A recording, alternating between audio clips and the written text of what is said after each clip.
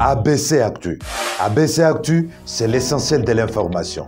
ABC Actu, c'est la politique, l'économie, le social, la culture, la religion, la science, la technologie, le développement et les divers. ABC Actu, l'essentiel de l'information pour vous, FM Prêt.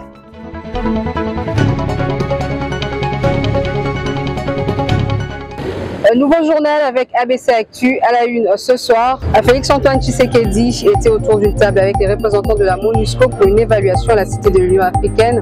Les détails à suivre dans ce journal. Lancement c'est lundi de l'opération Coup de poing à Kinshasa. Gentini Ngobila et son équipe déterminée à assainir les artères de la ville. Un élément à suivre dans ce journal.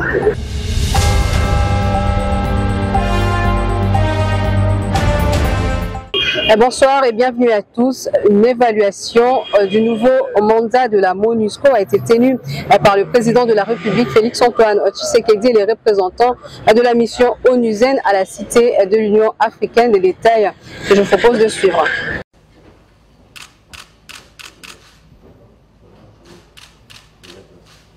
Après plusieurs années de partenariat entre la RDC et la MONUSCO, l'heure est venue pour la réévaluation de ce partenariat stratégique.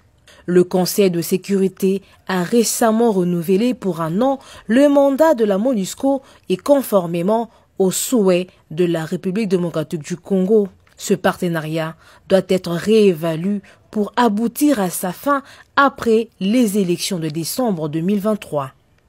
Voilà pourquoi cette réunion RDC-MONUSCO prévue depuis quelques mois s'est tenue aujourd'hui sous l'autorité du président de la République, Félix-Antoine Tshisekedi Tshilombo. Les échanges ont porté sur les conditions d'une collaboration tripartite FARDC, MONUSCO et forces régionales de la communauté d'Afrique de l'Est afin de concrétiser les résolutions du mini-sommet de Luanda du 23 novembre 2022 stipulant le cessez-le-feu, le retrait, le désarmement et le cantonnement des éléments du groupe terroriste M23 supplétif du Rwanda dans la guerre d'agression injuste subie par notre pays à l'est de son territoire.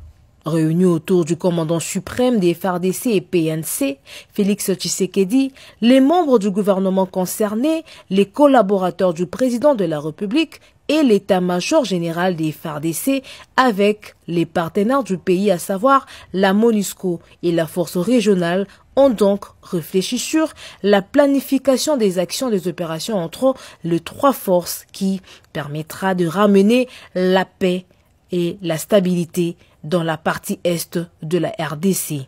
Il est question là aussi de discuter des missions respectives ou conjointes qui doivent être accomplies dans les cadres de la mission de la force régionale. Aujourd'hui, il était question de faire le point de la relation entre le gouvernement de la République démocratique du Congo et la mission des Nations Unies suivant l'esprit de la résolution qui a été adoptée. Vous savez que dans cette résolution, il a été aussi fait mention du plan de sortie, du plan de retrait de la MONUSCO qui a été tant réclamé par nos populations.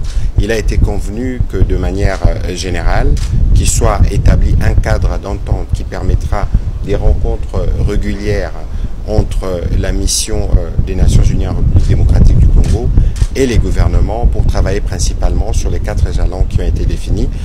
En effet, sous son nouveau mandat en RDC, la MONUSCO est appelée à regagner la confiance des Congolais.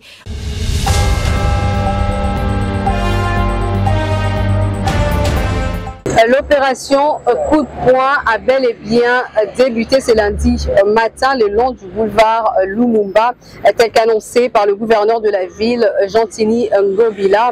Une opération qui a pour but de dégager la loi publique des immondices, kiosques et marchés pirates. Regardez. Rendre Rendre la ville de Kinshasa propre et plus belle, c'est l'objectif à atteindre du gouverneur Gentini Ngobila et toute son équipe. C'est dans cette lancée qu'a été mise en place l'opération Coup de poing qui consiste à démolir le kiosque, étalage, le marché pirate, les longs des grandes artères de la ville de Kinshasa. Un peu avant les lancements officiels de cette opération, le gouverneur de la ville ainsi que son adjoint avaient réuni les bourgmestres ainsi que la police nationale congolaise autour de ce message.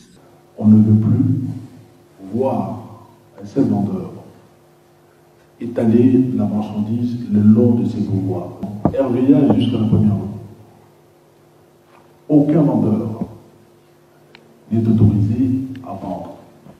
Voilà, la devanture des différentes habitations ou magasins. Donc, il n'est plus autorisé aux vendeurs d'étaler la marchandise. Donc, plus de petits marchés, plus de petites boutiques.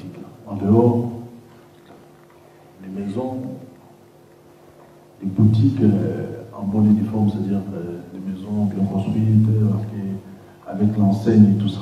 Mais le reste, plus jamais.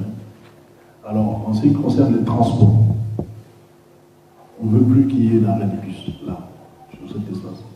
Du côté des Massina, du côté des Kimatseki-Pito, ainsi que Ndjili, la même chose. Surtout du côté de Ndjili, il y a des avenues. Il y a l'entrée de la première rue, l'avenue Sekomafla, il y a l'avenue Kimbuta. On peut organiser dans le bourgmestre du ministre ayant en charge le transport, peut organiser des arrêts de bus du côté à l'intérieur, je veux dire, pas sur le gouvernement. Donc les bus arrivent, ils entrent, ils vont donc organiser les arrêts de bus. En perspective de l'arrivée des plusieurs invités de marque dans la ville-province de Kinshasa, mais aussi pour le bien-être des Kinois, Gentini Ngobila exhorte le participant à cette réunion à sensibiliser la population sur le savoir-vivre et la salubrité au quotidien. L'environnement et partie prenante de cette réunion doit prendre toutes les dispositions nécessaires pouvant nous aider à évacuer toute la crasse. Et la partie coercition, c'est la police, c'est les bourgmestres. Et nous-mêmes aussi, moi, mon adjoint, le commissaire provincial de la police, nous tous, nous allons descendre sur le terrain pour régler définitivement ces problèmes. Déjà c'est lundi, très tôt dans la matinée, le numéro 1 de la ville est personnellement descendu sur terrain, accompagné de son adjoint Gérard Moulumba et du commissaire de la police Silvano Kassongo pour s'assurer de l'exécution de cette décision.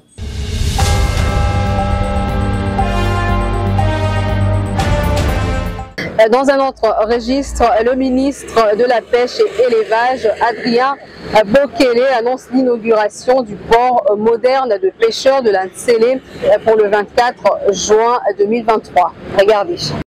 C'est dans le cadre de la relance du secteur, donc la pêche, que dans le programme du gouvernement, nous avons envisagé de construire des débarcadères. Nous avons déjà construit un débarcadère à Magui-Port, à Chomia, donc sur le lac Lambert. C'est loin de Kinshasa, les gens ne s'en aperçoivent peut-être pas. Nous avons construit un port de pêche à Vichumbi, un port de pêche à Diavignongue, là c'est sur le lac Edouard. Nous avons aussi construit des débarcadères au niveau de Vira et de Kalemi. Maintenant, la particularité de ces débarcadères, c'est que ça a été la promesse du chef de l'État. Vous vous rappellerez que lorsque le chef de l'État était ici le 21 mars 2020, il avait promis aux pêcheurs donc de Poul-Malibo qui devaient quand même construire un débarcadère, il devait construire un port de pêche pour eux. Et c'est ce que nous sommes en train de faire. Et je crois que d'ici le mois de juin, tout va finir pour que le 24 juin 2023, que le chef de l'État vienne ici pour inaugurer donc ce port de pêche. Je crois que c'est avec satisfaction que je vois l'évolution des travaux sur le terrain, parce que là, les bureaux sont presque achevés, à part la toiture, le crépissage et toutes les étapes de finition. Ils se sont déjà attaqués à la chambre froide, et ce qui reste à réaliser ici, tel que je vois, c'est le marché qui ne constitue pas vraiment.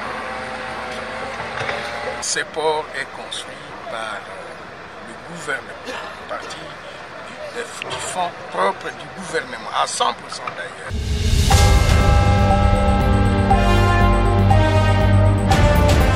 Direction la province du Congo central, le gouverneur Guy Bandou Dougidi a accordé une audience au ministre intérimaire au transport, voies de communication et désenclavement, Marc Ekila Likombio, le samedi 7 janvier dernier. Regardez. Quelques jours après sa notification en qualité du ministre des Transports, voies des communications et désenclavement de la République du Congo à titre intérimaire, Marc Ekila Likombio est en mission officielle à Matadi, dans la province du Congo central, depuis vendredi 6 janvier 2023. Reçu par le gouverneur de province pour les civilités, l'hôte du docteur Guy Bandou Dougidi dévoile le mobile de sa mission. Dans la politique actuelle du chef de l'État et du Premier ministre, Jean-Michel Samalou Condé, bien entendu. C'est-à-dire qu'on doit considérer la période de mise à retraite comme la célébration du travail et non une signature de certificat de décès comme elle le pensait longtemps. Donc c'est comme ça que le Premier ministre nous a délégués sur place pour superviser cette activité-là avec les agents de l'OEBK qui ont servi naturellement la République. Et quand on dit OBK, je disais tout à l'heure au gouverneur, c'est le joyau de la République, c'est le pont Maréchal. Donc il fallait vraiment honorer ceux qui ont donné de leur vie, de leur vitalité pour que nous puissions avoir ces joyaux-là jusqu'aujourd'hui. Bientôt là, ce sont les 40 ans. Donc il fallait vraiment les honorer. Un motif de joie pour le numéro 1 du Congo central qui n'a pas tardé à lui souhaiter bon séjour dans la terre de Joseph Kasavubu. Aujourd'hui, c'est un jour de fête, la mise en retraite de fonctionnaires qui partent après une carrière honorable au niveau de l'OEBK. Ça devrait être une joie parce que ce n'est pas évident de finir sa carrière de manière honorable. Et donc ces personnes qui vont en retraite méritent d'être honorées par la République. Et nous ne pouvons que réitérer nos mots de bienvenue à son Excellence. Lui, c'était un bon séjour sur la terre sainte du Congo central et plein succès dans votre mission. À l'issue de cette rencontre, le ministre Marc Ekila a rassuré son interlocuteur l'amélioration à la hausse au cours de cette année nouvelle 2023 de la quotité allouée à la province quant aux produits du péage sur le pont OEBK suspendu sur le fleuve Congo à Matadi, chef-lieu de la province du Congo central.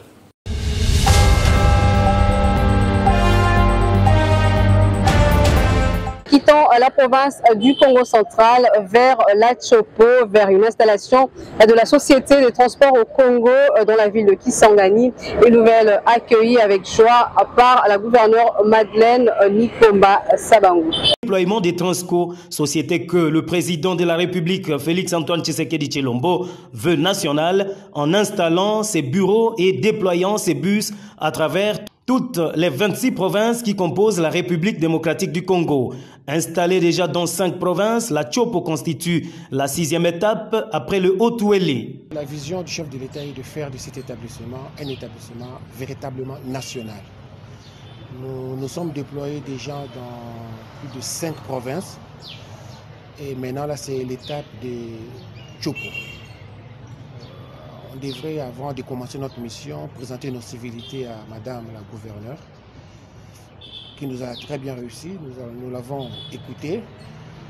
Elle a une vision bien claire sur la prise en charge des transports, surtout des Boyomens.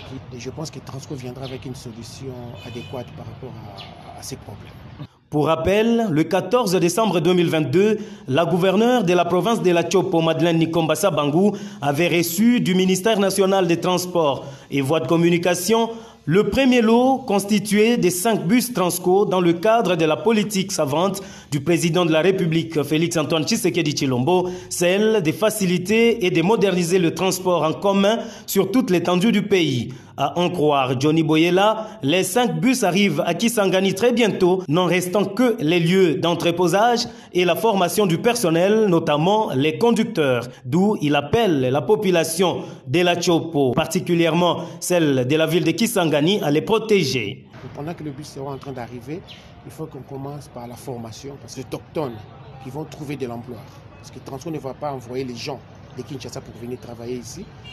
Ce sont les filles et fils de la province de la Chopo qui vont travailler à Transco. Lorsque les bus là seront là, il faut les sécuriser, il faut les considérer comme des biens privés des Boyomais. La gouverneure des provinces, Madeleine Nikomba Sabangou, a pris toutes les dispositions nécessaires pour que cette mission soit une réussite dans sa province au profit de sa population.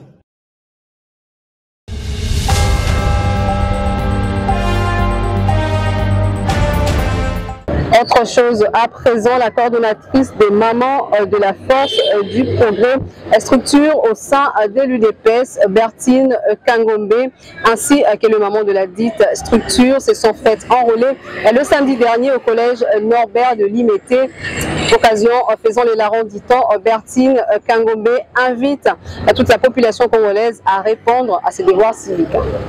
Sous une petite pluie matinale du samedi 7 janvier, les femmes de la Force du Progrès ont accompagné Madame Bertine Kangombe, coordonnatrice des femmes de la Force du Progrès, structure au sein de l'UDPS, pour s'enrôler. Accompagnée de toutes les mamans et les jeunes de la Force du Progrès, est parti du siège national de l'UDPS jusqu'au centre d'enrôlement au collège Norbert à 10e rue résidentielle. Les chants de gloire ont redoré leur parcours. Arrivé au centre, comme tout Congolais, toutes les étapes d'enregistrement ont été respectées au centre du collège Norbert et Bertine Kangombe s'est fait donc enrôler. Et au sortir de ces centres, elle a exhorté toute la population congolaise de répondre à ses devoirs civiques. Cette fois-ci, on nous a donné la chance de nous ajouter 5 pays à ce qu'ils puissent prendre leur carte de lecteur. Alors j'exhorte tout Congolais de venir, de se précipiter pour venir prendre sa carte. Donc mobiliser aussi et sa famille pour se faire enrôler, parce qu'il a été dit que même les enfants qui sont nés au mois de décembre 2006 ont droit à leur carte de lecteur. Alors les mamans, partout où vous êtes, les papas, partout où vous vous retrouvez, envoyez-nous ces enfants-là, ils ont droit à se faire enrôler, à voir sa carte de lecteur. N'attendez pas seulement à venir devant le bureau des votes pour dire on n'a pas eu de carte, mais la chance est donnée vraiment à tout le monde, tout enfant, à partir du mois de décembre 2006. Venez prendre vos cartes. Quant à la qualité de la carte et le travail des agents de la CENI, la coordonnatrice des femmes de la Force du Progrès loue la qualité du service dont elle a rencontré dans ces centres. Ils ont été découragés tout au début, les cartes ne sortent pas bien, parfois il y a d'autres qui disent qu'on a mentionné déjà UDPS là-bas, c'est faux. Ma carte est bel et bien là. Je viens de la prendre sur l'avenue Canas. J'ai vraiment apprécié aussi le boulot des gens qui sont là. En tout cas, coup de chapeau. Coup de chapeau vraiment à la CENI. Si tous les centres vraiment étaient bien comme ça, en tout cas les Congolais n'auront pas à pleurer. C'est avec une ambiance bon enfant que les mamans de la Force du Progrès ont montré leur soutien total au processus électoral et rassurent leur soutien indéfectible au chef de l'État, à Félix Antoine Tshisekedi Tshilombo.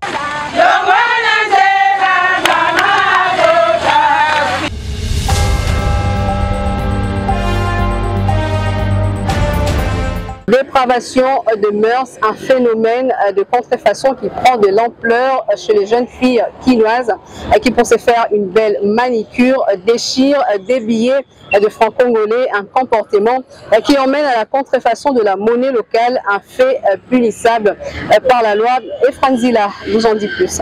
Depuis un moment, quelques filles de la ville-province de Kinshasa, capitale de la République démocratique du Congo, se sont lancées dans une aventure de mauvais goût en faisant des ongles tout attachant le billet des 500 francs congolais en dessous. Dans une vidéo devenue virale sur la toile, on peut voir une jeune fille se faire des ongles en déchirant volontairement le billet des 500 francs pour s'attacher à ses ongles pour des raisons d'esthétique. Pourtant, ces comportements est puni par la loi, raison pour laquelle c'est inscrit dans le billet des banques, le contrefacteur est puni des servitudes pénales. Malgré cet avertissement, la contrefaçon prend une autre allure inquiétante en République démocratique du Congo.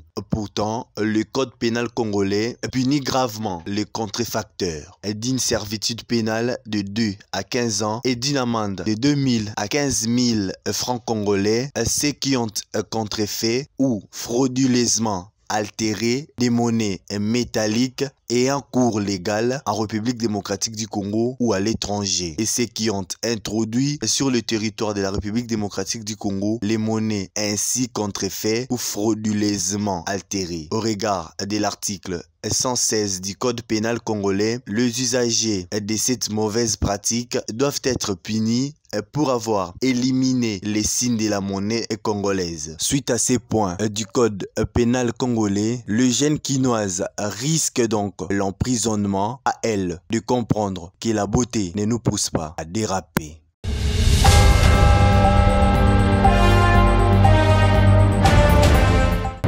Dans les registres sport à présent, après les succès de 3-1 enregistrés le samedi dernier devant les Chevaliers de la Méditerranée à prime de la Libye, grâce au doublé de Jean-Marc Makoussou-Ndélé et un autobus, le Léopard à prime de la RDC ont repris le chemin des entraînements ce dimanche 8 janvier et ont eu droit dans la matinée à une séance de musculation en salle, axée essentiellement sur les décrassages pour les joueurs qui n'ont pas eu le temps des jeux et les renforcements musculaires pour les autres. Question de maintenir en forme le potentiel athlétique de ces derniers. José Toumba, manager de l'équipe nationale qui séjourne à Tunis avec toute l'équipe, nous fait le point de la suite du programme de la RDC. On l'écoute. Oui, bon, donc déjà pour ceux qui à tout hasard n'étaient pas au courant du score, nous avons joué hier contre la Libye. Nous avons gagné par 3-1. C'était le premier match et il est prévu le 10 un deuxième match contre le Mali. Ensuite, très tôt matin, mercredi, nous nous envolons pour notre site qui est à Naba afin d'attendre le premier match qui va se dérouler le 14 à 17 h. J'aimerais encore une fois lancer un message à tout le peuple congolais. Je pense que ce peuple a besoin d'un peu de sourire, ce peuple a besoin d'un peu de gaieté et nous sommes prêts à leur offrir cette gaieté, mais nous leur demandons d'être avec nous dans la prière, de nous pousser par la prière. Tout ce que les musulmans doivent faire leur prière, et les Mvoulouz ils doivent prier, les Kimbanguistes, tout le monde. En tout cas, soyez de cœur avec nous, nous sommes un peuple qui a droit aussi à un peu de bonheur, tant peu soit-il. Il est vraiment temps d'être en communion d'esprit. Nous avons besoin des ondes positives pour pouvoir aller très loin et offrir ce que le peuple congolais a toujours attendu, c'est-à-dire une 3e étoile. Et surtout, soyez derrière nous. Et on va tout faire pour vous faire plaisir.